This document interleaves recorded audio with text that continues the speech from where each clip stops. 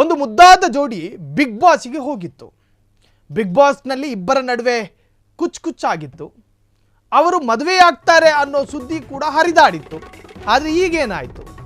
ಇದೆಲ್ಲ ಒಂದು ಸುದ್ದಿ ಅಂತ ನೀವು ಕೇಳೋದಕ್ಕೆ ಹೋಗಬೇಡಿ.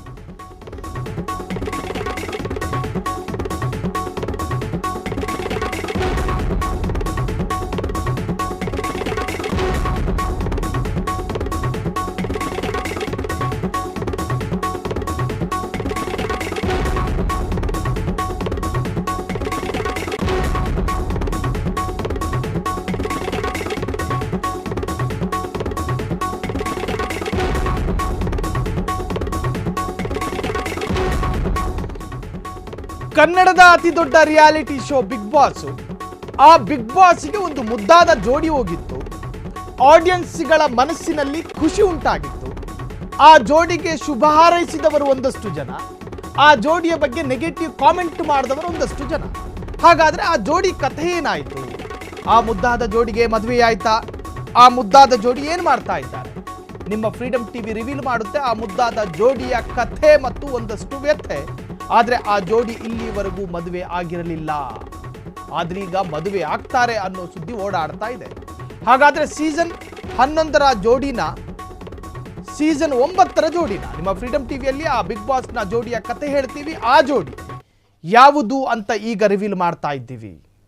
ಸೀಸನ್ 11 ಅಲ್ಲ, ಸೀಸನ್ 9ರಲ್ಲಿದ್ದಂತಹ ಜೋಡಿ ಅದು. ಎಸ್, ಅವರೇ ರೂಪೇಶ್ ಶೆಟ್ಟಿ ಹಾಗೂ ಸಾನ್ಯಾ ಅಯ್ಯರ್. ಹಾಗಾದ್ರೆ ಆ ಜೋಡಿ ಏನಾದ್ರು? ರೂಪೇಶ್ ಶೆಟ್ಟಿ ಸಾನ್ಯಾ ಅಯ್ಯರನ್ನ ಮದುವೆ ಆಗ್ತಾರೆ ಎನ್ನುವಂತಹ ಚರ್ಚೆ ಇತ್ತಲ್ಲ. ಮದುವೆ ಆದ್ರ ಆಗದೆ ಬಾಕಿ ಉಳಿದಿದ್ದಾರ? ಸಾನ್ಯಾ ಅಯ್ಯರ್ ಮತ್ತು ರೂಪೇಶ್ ಶೆಟ್ಟಿ ಇಬ್ಬರು ಮದುವೆ ಆಗ್ತಾ ಇದ್ದಾರೆ ಅಂತ ಹೇಳಲಾಗ್ತಾ ಇದೆ. ಈ ರೀತಿಯ ಸುದ್ದಿ ಸೋಷಿಯಲ್ ಮೀಡಿಯಾದಲ್ಲಿ ಮಾತ್ರ ಹೇಳಲಾಗ್ತಾ ಇರುವಂತಹದ್ದು, ಇನ್ನೂ ಕೂಡ ಅಧಿಕೃತಗೊಂಡಿಲ್ಲ. ಇವರಿಬ್ಬರು ಎಲ್ಲೂ ಕೂಡ ತಮ್ಮ ಮದುವೆಯ ಬಗ್ಗೆ ಹೇಳಿಕೊಂಡಿಲ್ಲ. ಇಬ್ಬರು ಬರ್ತ್ಡೇ ಬಂದ್ರೆ ಇಬ್ಬರು ಪರಸ್ಪರ ವಿಶ್ ಮಾಡಿಕೊಳ್ತಾರೆ.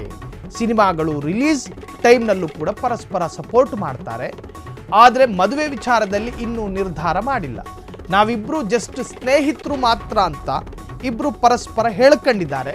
ಬಣ್ಣ ಹಚ್ಚಬೇಡಿ, ಅದಕ್ಕೊಂದು ಲೇಪ ಹಾಕಬೇಡಿ, ಅದಕ್ಕೊಂದು ರೂಪ ತರಬೇಡಿ, ನಾವಿಬ್ರು ಸ್ನೇಹಿತರು ಅಷ್ಟೇ, ಜಸ್ಟ್ ಫ್ರೆಂಡ್ಸ್ ಆಗಿದ್ದ ಮಾತ್ರಕ್ಕೆ ಮದುವೆ ಆಗಬೇಕು ಅಂತೇನಿಲ್ವಲ್ಲ.